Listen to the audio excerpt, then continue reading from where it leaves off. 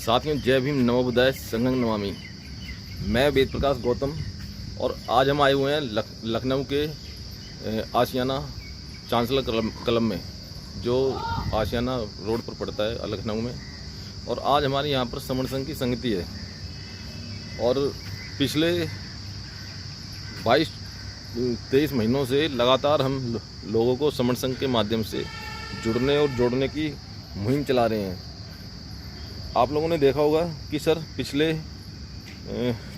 2014 से हमारे समण समाज के लोगों के सभी हक अधिकार लुटते हुए जा रहे हैं और हम चुपचाप देखते जा रहे हैं। तो मैं उम्मीद करूंगा कि लोग समण संघ से जुड़े और अपने हक अधिकारों को बचाने की लड़ाई लड़ें। मैं आगे की वीडियो आपको मैं दूंगा, बने रहिए आप। संघं नमामि। जो 10 गोल्डन नियम है उन्हें सुन रहे हैं। मेरा नाम पवन कुमार, समण पवन कुमार मूल निवासी है। मैं दिल्ली करोल बाग में रहता हूँ और विद्युत मंत्रालय में कार्यरत हूँ। और जो मेरा डेजिग्नेशन है वो बहुत छोटा सा, लेकिन फिर भी बताना चाहिए इंट्रोडक्शन में। मैं वहाँ पर as a principal private secretary काम कर रहा हूँ।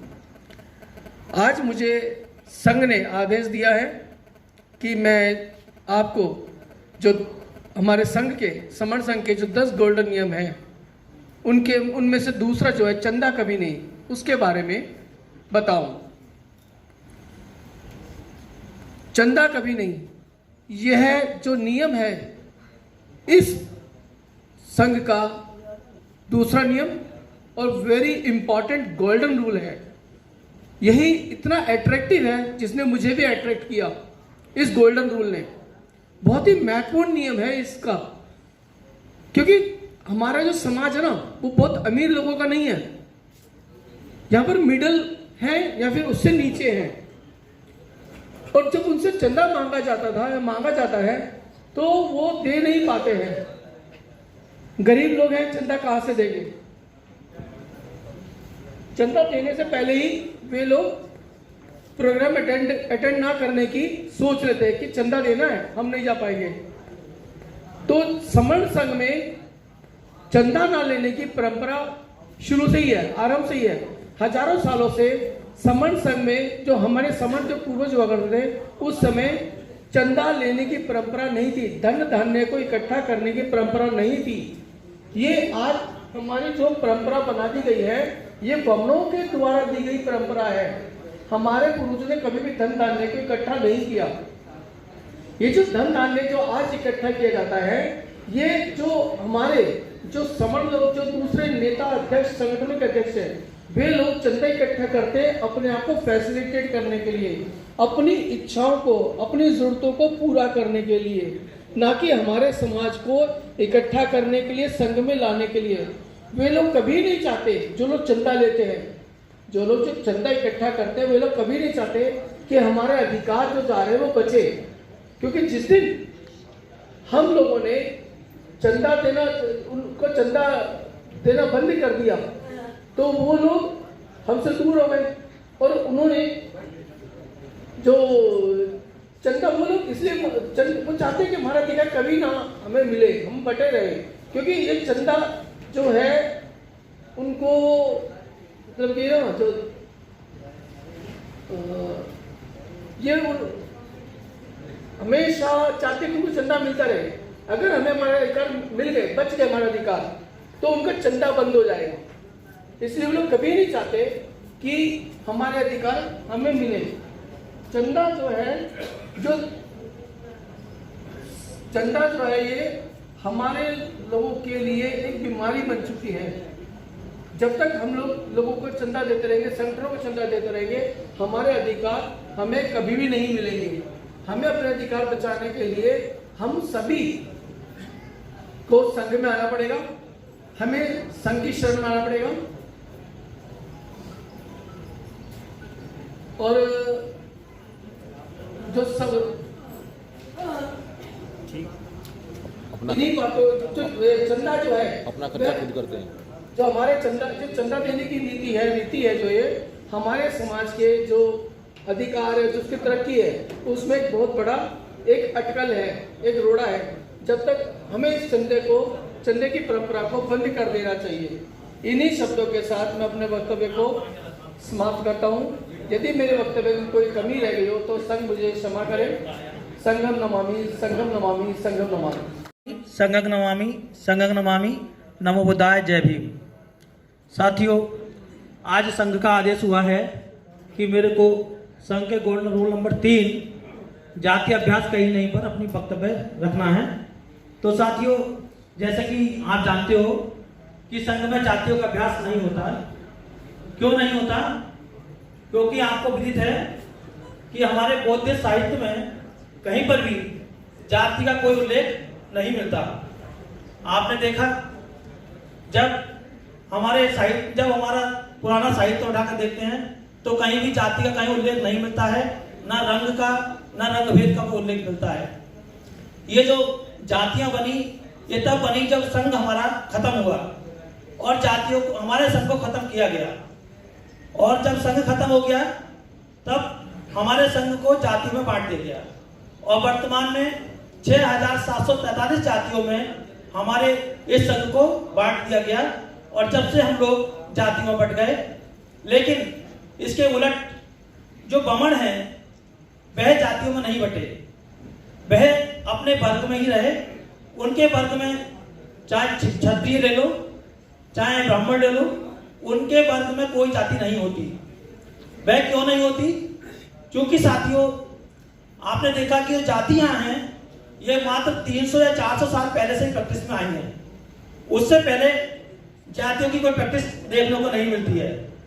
ये जो जातियों की जो प्रैक्टिस हुई है ये लगभग यहाँ के जो मूल निवासी थे भारत के, और जो उनका व्यवसाय था, जो वह व्यापार करते थे, उस व्यापार जो जिस भी व्यापार को करता था उससे उसी जाति को उत्पन्न कर दिया गया। और इस तरह से 6743 जातियों को की उत्पत्ति यहाँ पे बमणों के द्वारा कर दी गई, जबकि यहाँ पर जातियों का उल्लेख नहीं मिलता है। जैसे कि तमाम जातियां जो बनी वो समणों में बनी और बमणों में नहीं होती, तो ये जातियां इसलिए यहाँ पर अभ्यास किया नहीं जाता। आपने देखा जब बाबा साहब डॉक्टर बी आर अम्बेडकर इतने बड़े खोजी थे, उन्होंने तमाम अध्ययन किया, उनको भी जाति कहीं भी हाथ नहीं लगी कि इसकी उत्पत्ति कैसे हुई। बाबा साहब ने बहुत प्रयास किया, लेकिन वे यह जान गए कि ये जाति जो है बेसिकली मन का वहम है, यह हवा में पाई जाती है। यदि इसकी प्रैक्टिस करते हैं तो ये जिंदा रहती है, और इसकी प्रैक्टिस नहीं करते तो ये खत्म हो जाती है। ये वैसे ही साथियों, जैसे कि भगवान ना मानो तो पत्थर, उसी तरह से जातियां हैं। जाति का स्वयं का कोई वजूद नहीं होता, क्योंकि यदि जाति का वजूद होता तो इतने सारे साहित्य हैं, इतिहास है, कहीं तो जाति का उल्लेख होता, कहीं तो ऐसा इतिहास मिलता जहां पर ये देखने में पाया जाता कि कोई कमेटी बनाई गई, उसको कोई अध्यक्ष था, उसमें कितनी जातियां कहां से निर्धारित करी गई, कहां से जातियां आई, उनको किस तरह से निर्धारित करा गया, जाति छोटी होगी, कौन सी जाति बड़ी होगी, कौन सी जाति बड़ी से छोटी होगी, कौन सी जाति किसमें शादी करेगी, कौन सी जाति कहां रहेगी, कौन सी जाति कहां नहीं रहेगी, किस जाति को मान सम्मान से जीने का अधिकार होगा। ऐसा कहीं भी कोई कमेटी नहीं बनाई गई, ना ही कोई कहीं अध्ययन किया गया, ना कहीं समीक्षा की गई। तो ये कालकल्पित कहानियां बनाई गई और ये जाति हमको थोप दी गई हमारे व्यवसायों के आधार पर। तो साथियों, जबकि जातियां हैं नहीं, जाति होती है जानवरों में। जानवरों में जाति होती है, वो जानवर वैसी होती है जिसका आकार अलग होता है, उसका खाना अलग होता है, उसका बोली अलग होती है, उसका पहनावा अलग होता है, तो अलग तरह की जाति होती है। मनुष्य एक स्थान से जन्म लेता है, एक जैसा खाता है, एक जैसा पीता है, एक जैसा बोलता है, एक जैसी जब उसकी बॉडी लैंग्वेज है, तो उसमें जातियां नहीं हो सकती। तो साथी जाति होती नहीं है। लेकिन तमाम षड्यंत्रकारी लोगों द्वारा हमारे जो समण संघी हैं उनको संघ में टुकड़े करने के बाद टुकड़े कर दिए गए और 6743 जातियों में कन्वर्ट कर दिया गया।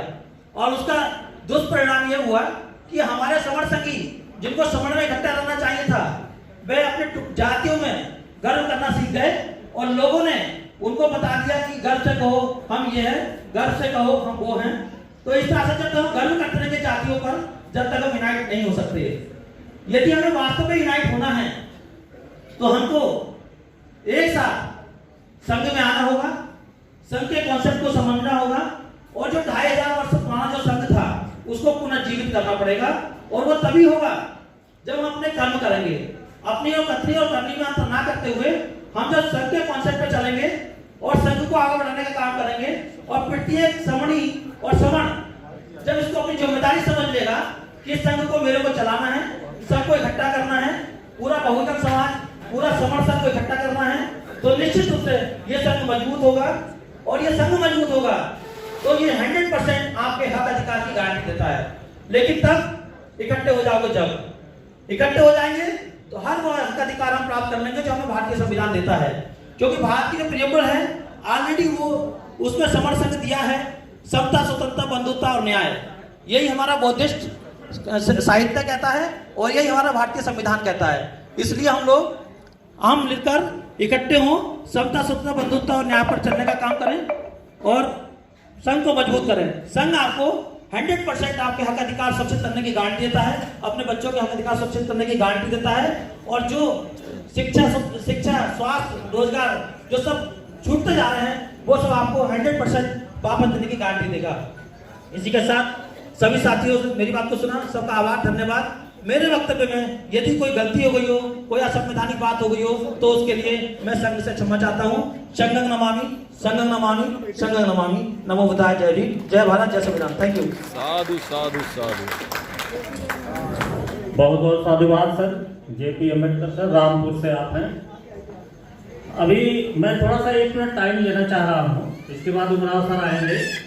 हमको लगता है कि हम लोग थोड़ा सा ज़्यादा गंभीर हैं या फिजिकल रूप से यहाँ हैं, हम लोग कहीं और हैं, तो थोड़ा सा हम इस बात को आपका ध्यान इधर लाने की कोशिश करना चाहेंगे। जाति से मेरा